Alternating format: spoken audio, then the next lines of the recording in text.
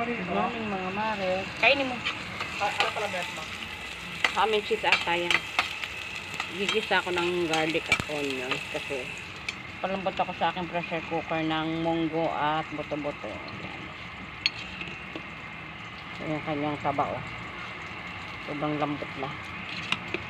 Lalagyan ko rin yan ng chicharon at sotanghon, mga mare. Mga mare, nilagay ko ng chicharon at yung aking aso rito.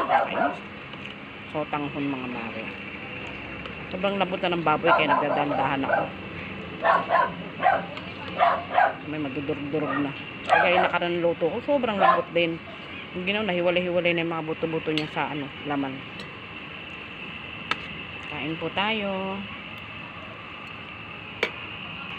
Ang ating ulam. Buto-butong munggo na may miswa. Kain po tayo, mga mare. Happy eating. Bye-bye.